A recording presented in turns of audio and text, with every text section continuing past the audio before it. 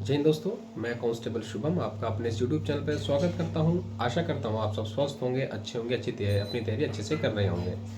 थोड़ी background sound में disturbance आ सकती है तो उसके लिए माफ़ी चाहूँगा। आज हम बात करने वाले हैं जो पिछले जैसे कि मैं 2024 में भर्ती बोर्ड में था भुज में, तो एक बॉन्ड बन जाता है लोगों के साथ। हम किसी से मिलते हैं जुलते हैं, बातचीत करते हैं, फिर वो आपके कांटेक्ट में रहते हैं तो एक बॉन्ड बन जाता है। तो वहीं सभी जितने भी मैक्सिमम कैंडिडेट थे वहाँ के, वही मेरे सब्सक्राइबर हैं मैक्सिमम लोग। और उनमें से बहुतों का सिलेक्शन हो गया है, और लेकिन वहीं उनमें से 50 से 70% लोग ऐसे हैं जिनका सिलेक्शन नहीं हुआ, जो पॉइंटों से या एक दो नंबर से रह गए हैं, जिनका सिलेक्शन नहीं हो पाया। काफ़ी उम्मीद लगा रखी थी, तो मैंने उनसे कहा था कि मैं आप सभी के लिए एक वीडियो लेके आऊँगा। वो वीडियो मैंने नहीं ला पाया था, तो आज ये वीडियो उन सभी के लिए है। और जो अदर कंपटीशन एग्ज़ाम की तैयारी कर रहे हैं, मतलब एसएससी के साथ रेलवे भी कर रहे हैं या स्टेट पुलिस की भी कर रहे हैं और भी स्टेट अदर एग्ज़ाम की कर रहे हैं, तो ये वीडियो वैसे तो सभी के लिए, लेकिन मैं पर्टिकुलर डेडिकेट उन लोगों को ही करना चाहूँगा जिनसे मैंने वादा किया था। बाकी ये वीडियो सभी के लिए है। ये इसमें हम बात करने वाले हैं आज तो, क्योंकि जो मैक्सिमम हम एक जनरल कैटेगरी को लेके चलते हैं कि जैसे कि कहीं में एज का एक क्राइटेरिया होता है। जैसे 23 साल के बाद आप नहीं भर सकते, 25 साल के बाद आप नहीं भर सकते, 27 साल के बाद आप नहीं भर सकते, 30 साल 32 साल के बाद आप नहीं भर सकते। ऐसे ही अलग अलग जॉब जो रिक्वायरमेंट है उनकी, उसके हिसाब से हम अलग अलग हो जाते हैं। ऐसी तो एसएससी जीडी में कई कैंडिडेट ऐसे थे जो कि ओवर एज हो गए थे, तो इसमें जो ओवर एज हो रखे हैं उनके लिए भी है, या जिनका सिलेक्शन नहीं हो रहा है, क्या कमियां, सभी के लिए एक ये वीडियो है। और मेरे खुद के लिए भी एक वीडियो है ये, क्योंकि मैं भी अभी तैयारी कर रहा हूँ एनटीपीसी के लिए और भी अदर एग्ज़ाम के लिए। मतलब अभी मैं कांस्टेबल हूँ बीएसएफ के अंदर, तो कांस्टेबल से ऊपर हेड कांस्टेबल, एसआई या अदर किसी डिपार्टमेंट में ऑफिसर रैंक जो भी मेरे को मिल जाए, मैं भी उसी की प्रिपरेशन कर रहा हूँ। तो सबसे पहले हम बात करने वाले हैं कि देखो, एसएससी जीटी के जो लोग एग्ज़ाम देते हैं उसमें हम सबको पता है कि मैथ आती है, रीजनिंग आती है, जीएस आती है, एक हिंदी इंग्लिश में से चॉइस आती है। ऐसे ही हर एग्ज़ाम का अपना अपना अलग क्राइटेरिया है। जैसे दिल्ली पुलिस की वैकेंसी में आपकी इंग्लिश और हिंदी नहीं आती, कंप्यूटर, मैथ, रीजनिंग और जीएस आती है। ठीक है। ऐसे ही स्टेट पुलिस अगर आप करो तो उसमें एक लैंग्वेज भी ऐड हो जाती है। जैसे मान लो गुजरात पुलिस का कर रहे हो तो वहाँ गुजराती लैंग्वेज ऐड हो जाती है। ठीक है। वहीं आप महाराष्ट्र का कर रहे हो तो मराठी ऐड हो जाती है, पंजाब में पंजाबी ऐड हो जाती है। लेकिन जीएस, मैथ, रीजनिंग ऑलमोस्ट सभी का सेम होता है। थोड़ा सा स्टेट को, अगर स्टेट की जीएस हटाते हैं, बाकी ऑलमोस्ट सभी का सेम होता है। जो हिस्ट्री, पॉलिटी, साइंस हम पढ़ते आ रहे हैं एक एग्ज़ाम के लिए, एक एसएससी के लिए, वही हमारी रेलवे में भी आती है। अगर रेलवे हम ग्रुप डी की तैयारी करते हैं तो उसमें हल्का सा साइंस का लेवल थोड़ा अप हो जाता है, लेकिन अदरवाइज घूम फिर के सारा वहीं आता है, फिर भी हमारा सिलेक्शन नहीं हो पाता। कारण सिर्फ यही है कि हम लोग जब भी पढ़ाई करते हैं, हमारे नंबर, मान लो एक एग्जाम्पल के लिए 100 नंबर का एग्ज़ाम है, हमने तैयारी करी, हमारे 100 में से मान लो 60 नंबर आए। ठीक है। कट ऑफ हमारी 70 गई, 75 गई, हमारा सिलेक्शन नहीं हुआ। उस 60 नंबर को लाने के लिए हमने कम से कम 1 साल मेहनत करी थी। बेशक हमने अच्छे से नहीं करी हो, पर मेहनत करी थी ना। आप अगर 1 घंटा, 2 घंटा, 3 घंटा जो भी आपने दिया था, वो उस टाइम को आपने दिया था, तो वो 60 नंबर आपके आए। अब आपको 80 नंबर पर अगर मान लो जाना है तो आपको उतना ही टाइम और देना पड़ेगा, लेकिन अच्छे से देना पड़ेगा। लेकिन हम गलती क्या करते हैं कि हमारा सिलेक्शन नहीं हुआ, हम छोड़ देते हैं कि नहीं यार हमारे से नहीं होगा, ये नहीं होगा, हो ही नहीं रहा सिलेक्शन, इतनी तैयारी कर रहे हैं। और सबसे बड़ा दुश्मन हमारा फ़ोन है। ठीक है।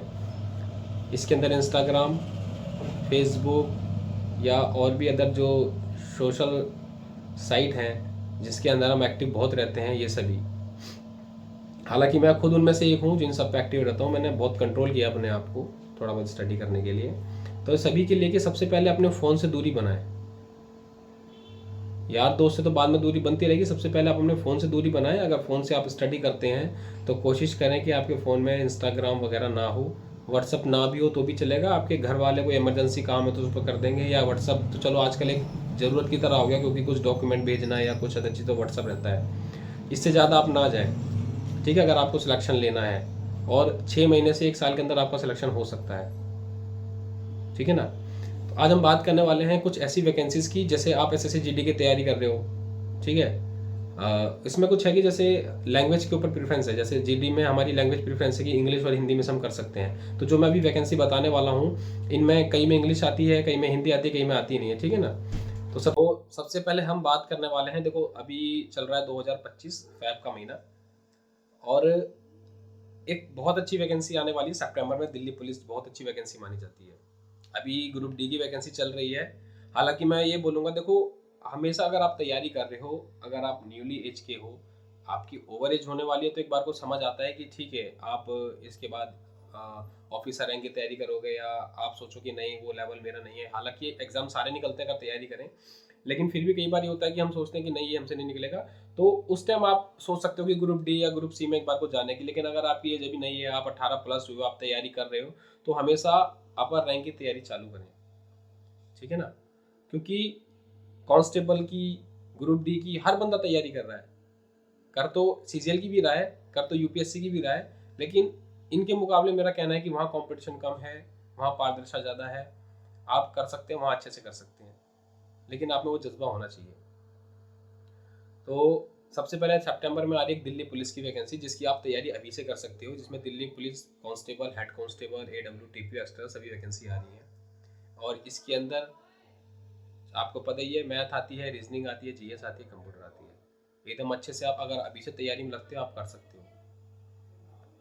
दिल्ली पुलिस के बाद जैसे हम मेरे मेनली सबसे ज़्यादा गुजरात के, तो उनके लिए गुजरात पुलिस, गुजरात पीएसआई, उसमें भी एज काफ़ी ज़्यादा है। और गुजरात के एडमिनिस्ट्रेटिव डिपार्टमेंट यानी कोर्ट वगैरह में, या कई जगह ऐसी बहुत सारी वैकेंसी आती है जिसकी आप तैयारी कर सकते हैं।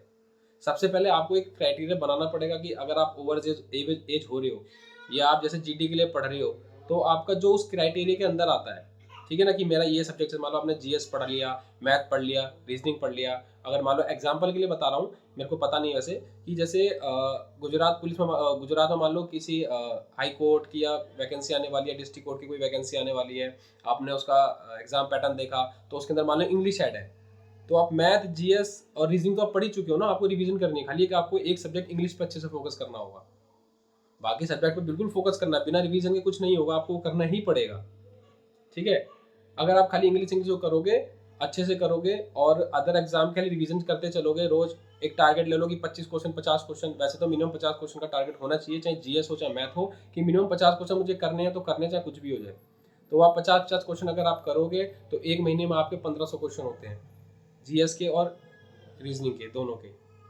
1 से 2 महीने में आपकी रीजनिंग इतनी अच्छी हो जाएगी, आपको कोई दिक्कत नहीं होगी, ठीक है ना। और मैथ मान लो 2 महीने में आपकी ऑलमोस्ट खत्म ही हो जाएगी, क्योंकि हम कोई भी बुक उठाएं तो 4000, 5000, किसी में 10,000, 15,000 क्वेश्चन है। लेकिन अगर उसको एक लिमिटेड क्वेश्चन करके अगर हम सारा जो उसका टाइप वाइज अगर कवर कर लेना, तो मैक्सिमम से मैक्सिमम अगर क्वेश्चन बनेगा, मान लो हमारे एडवांस और अर्थमेटिक को मिला के एग्जाम्पल के लिए 40 अगर चैप्टर हैं, ठीक है, सभी के हम 100 क्वेश्चन लेते, सीधे 4000 क्वेश्चन होते हैं। एक महीने मैंने 1500 कर दिए, 2 महीने हमने 3000 कर दिए, 3 महीने हमारा सब कुछ खत्म है। तो 6 महीने इनफ है तैयारी के लिए। फिर हम उसके नाम से रिवीजन भी कर सकते हैं, मॉक भी लगा सकते हैं, सब लगा सकते हैं, ठीक है ना। दिल्ली पुलिस की हम बात करेंगे, यूपीएसआई की, जिनकी मैं बात कर रहा हूँ, जैसे दिल्ली पुलिस है, इनके अंदर एज 25 साल तक होती है जनरल की, बाकी अदर जो रिलैक्सेशन है वो तो है ही।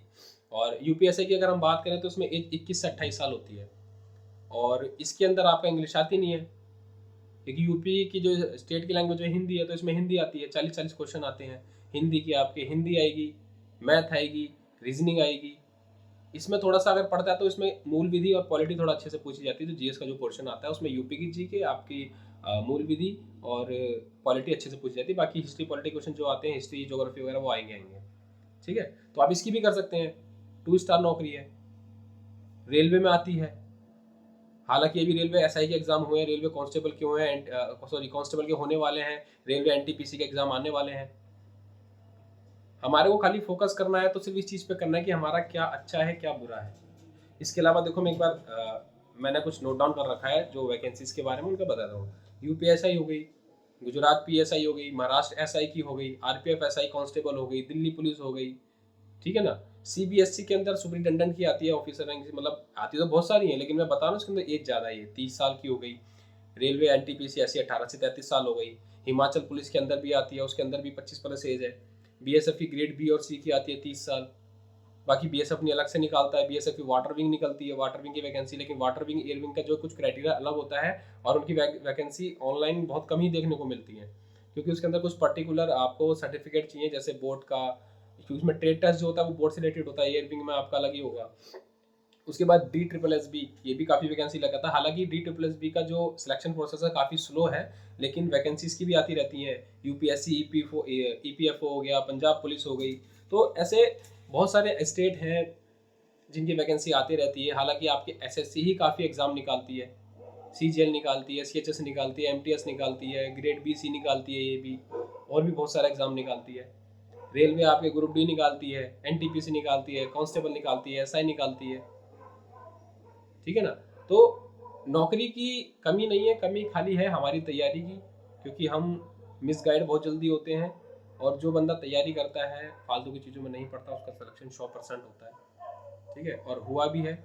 और अभी 2024 में जो भी सिलेक्शन लेके गए हैं SSC GD में, जिनको मैं जानता हूँ, मैंने आज ही सुबह एक बंदे से बात की, उसने बताया कि सर एक बंदा CSM में सिलेक्टेड था और वो ट्रेनिंग छोड़ के भाग के आ गया, ठीक है, वो भाग के आ गया, रिजाइन भी नहीं दिया उसने, भाग के आ गया सीधा। देखो भाई सीधी सी बात है, एक तो नौकरी किसी को मिलती नहीं है, अगर मिलती है तो खाली ट्रेनिंग की थोड़ी सी दिक्कत होती है, और वो दिक्कत इसलिए होती है क्योंकि हमारे को फिजिकली स्ट्रॉन्ग करते हैं। मैं खुद BSF में हूँ, मैं खुद अपना बता रहा हूँ कि हमारा जो है पहले ट्रेनिंग करी हमने, कोई भी फोर्स हो उसके अंदर आपका मेडिकल हर साल होता है, और एक जैसे BSF में FPT बोलते हैं हम, या ऐसी फिजिकल टेस्ट के लिए होता है, तो हमको अचानक से भगा देते हैं, हमारा फिजिकल नहीं होता जो बॉर्डर ड्यूटी करते हैं, ठीक है ना।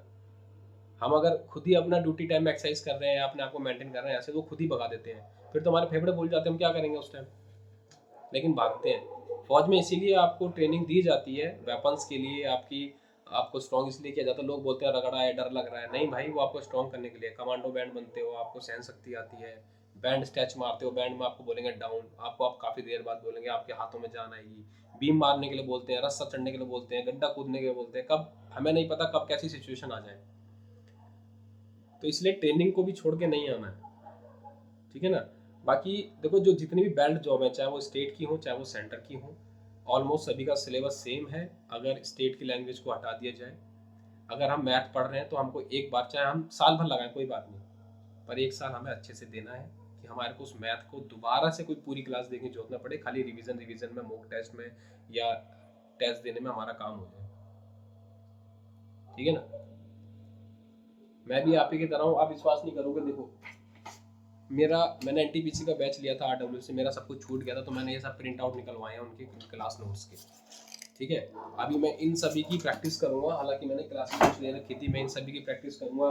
ये देखो, ये मैं प्रीवियस ईयर लेके आया था, मैं ये नहीं कह रहा, आप जो मैं बुक दिखा रहा हूँ, मैं पेजी का प्रचार नहीं कर रहा ना, मैं ये दिखा रहा कि आप इससे पढ़ना, लेकिन ये प्रीवियस ईयर स्टैटिक जीके का है। स्टैटिक जीके बहुत अच्छा पोर्शन आता है GS में, करंट अफेयर का आता है, तो आप बुक्स भी लाओ तो लिमिटेड लाओ, एक दो बुक लाओ, उसी में से पढ़ो अच्छे से, ठीक है ना।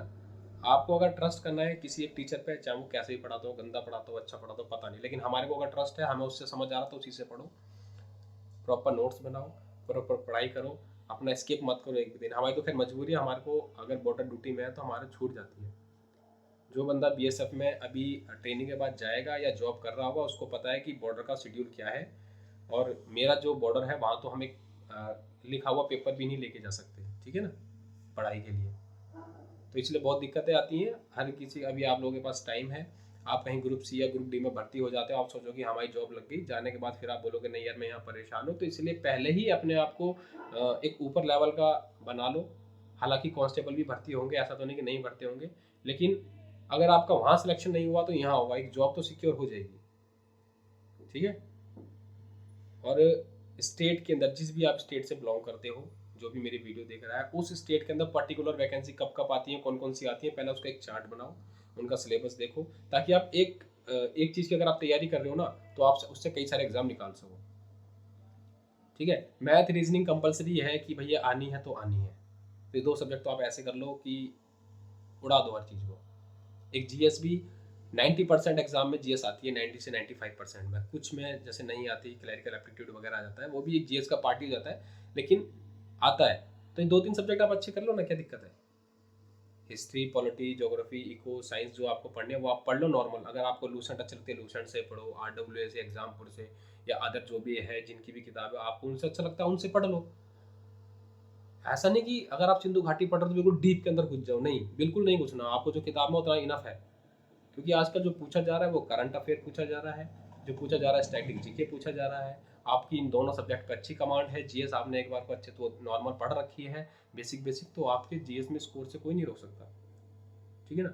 लेकिन आपको पढ़ना पड़ेगा, आपको प्रैक्टिस करनी पड़ेगी। मैं ये वीडियो बना रहा हूँ, आप सबको बता रहा हूँ, हालांकि मैं भी अगर नहीं पढ़ूंगा, मैं प्रैक्टिस नहीं करूंगा तो मेरा कौन सा सिलेक्शन हो जाएगा। और मैंने अभी एनटीपीसी का मॉक दिया था, बहुत ही खराब नंबर बने मेरे, बहुत खराब। तैयारी कर रहा था उस टाइम, मेरे खूब अच्छे नंबर बने थे। अभी कुछ टाइम पहले मैं गुजरात में था, वहाँ मैंने मॉक दिया था, अच्छे बने थे। बिल्कुल जीएस वगैरह सब छूट गई, मैथ की प्रिपरेशन छूट गई, कुछ अप्रोच नहीं लगा पाया, क्वेश्चन नहीं कर पाया, बहुत कम नंबर बने मेरे। तो वही, अगर हम पढ़ते रहेंगे, फालतू की चीज़ों से डिस्ट्रैक्ट नहीं होंगे, तो बिल्कुल हमारा स्कोर बढ़ेगा, बिल्कुल हमारा सिलेक्शन होगा, ठीक है।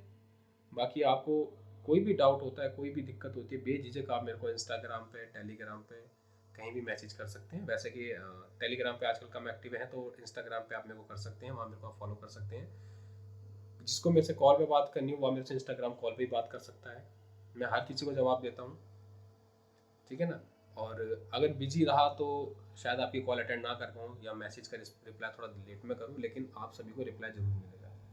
बाकी कोई भी दिक्कत परेशानी हो आप बेझिझक मेरे को कॉल मैसेज कर सकते हैं। कोई भी आपका डाउट हो बिल्कुल आप मेरे से पूछ सकते हैं।